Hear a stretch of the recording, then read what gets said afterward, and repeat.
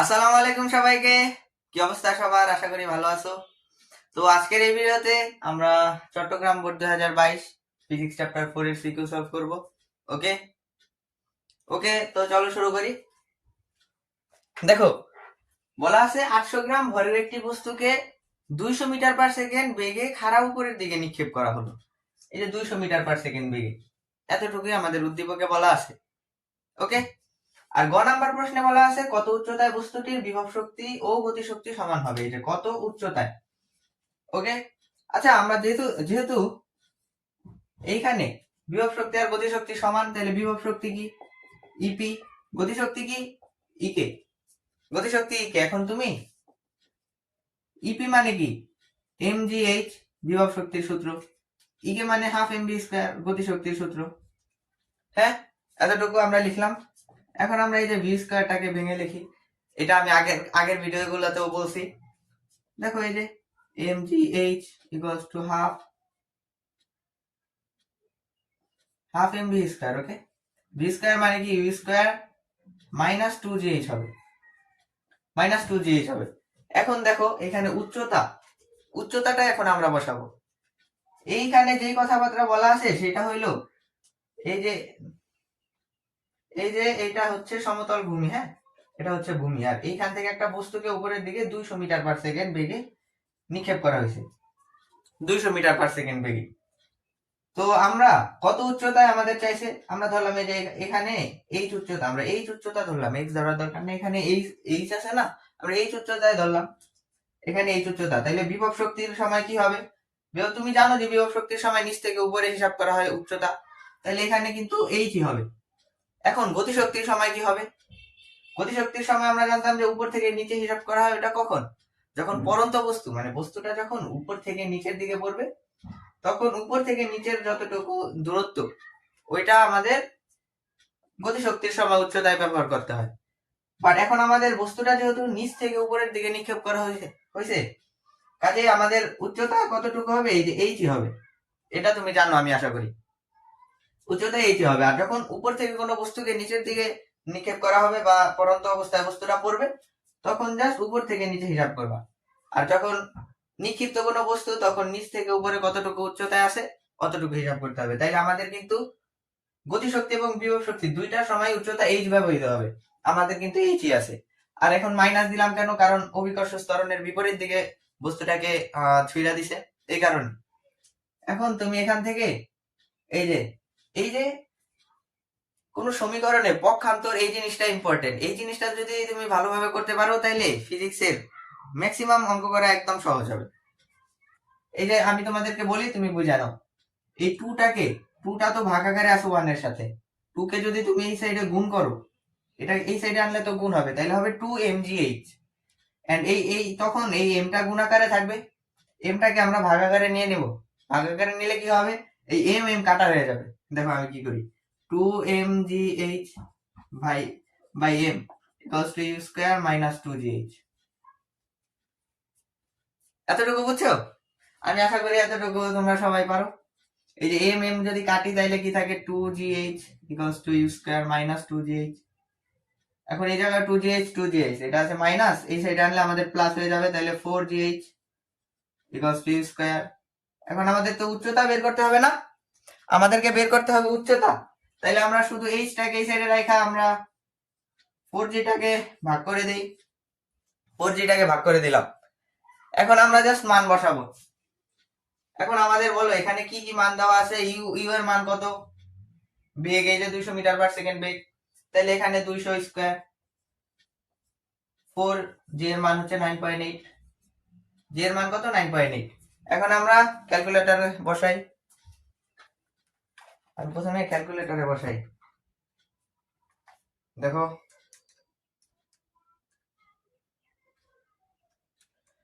200 square ভাগ 4 into 9.8, তাইলে এটা হবে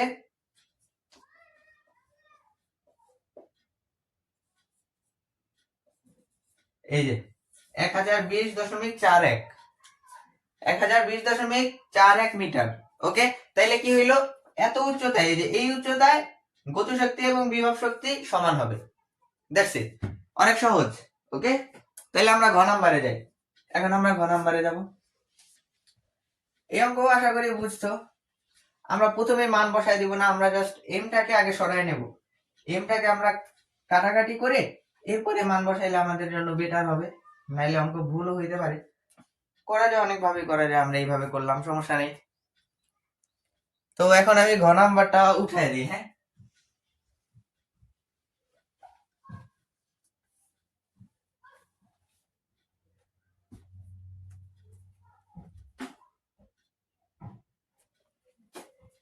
তো দেখো ঘ নাম্বারে কি বলছে।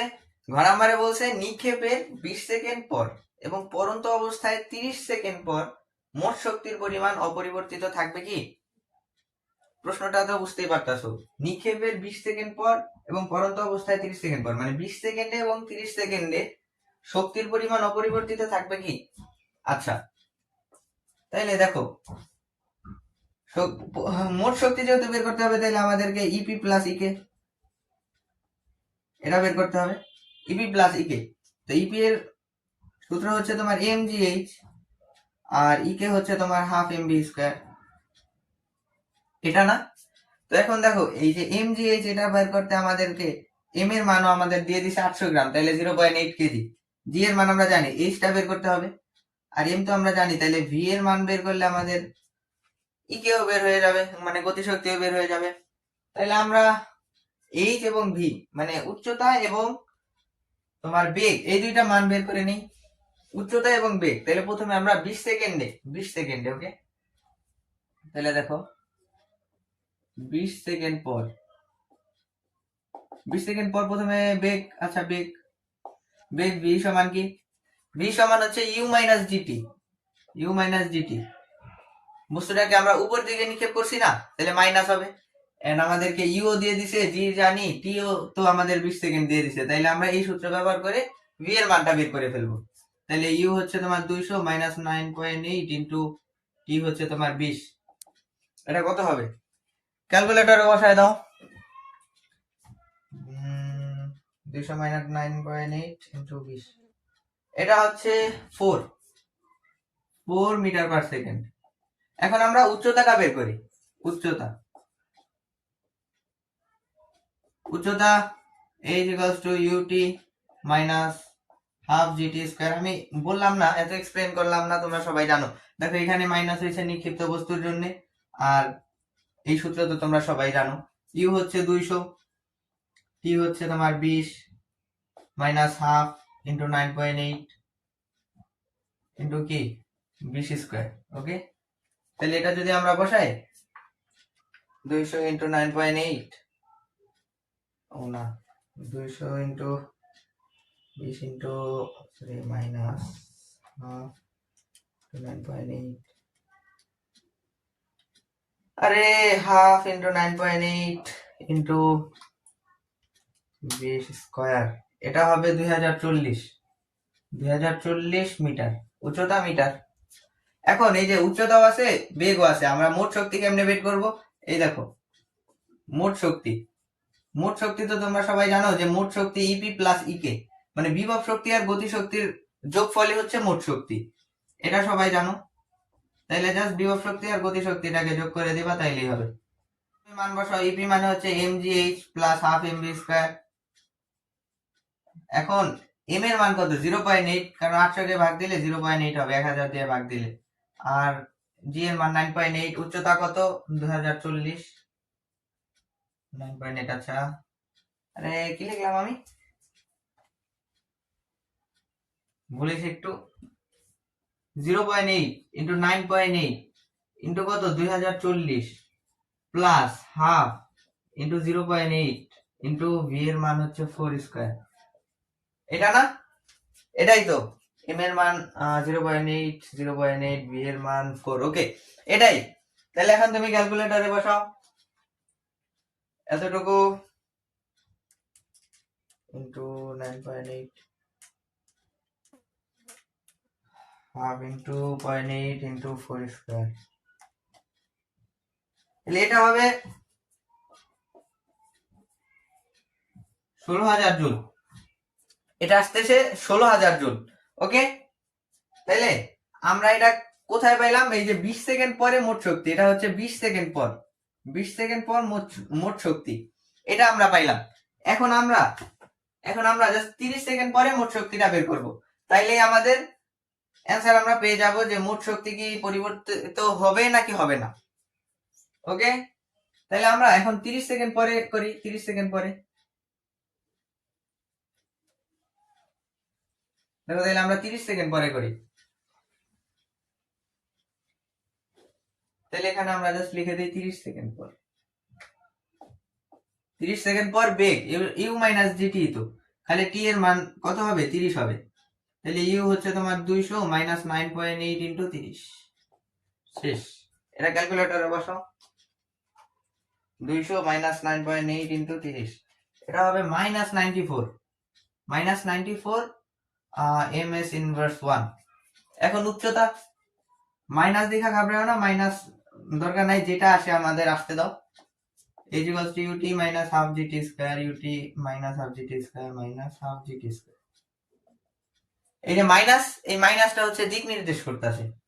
তাহলে ইউ কত? 200 ইন্টু টি হচ্ছে তোমার 30, হাফ ইন্টু জি এর মান 9.8 ইন্টু টি এর মান কত? 30 স্কয়ার। দেখো এটা কত আসে?